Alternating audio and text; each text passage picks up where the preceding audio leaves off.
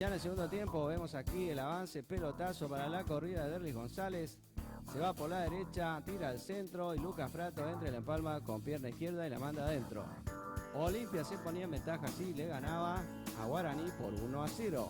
Festejaba su arquero a Gastón Olveira el gol de su equipo.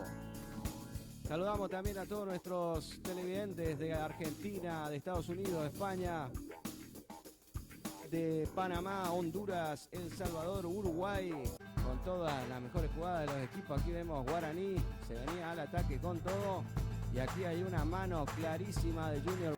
Se toman todo el tiempo para definir una jugada, finalmente cobra penal.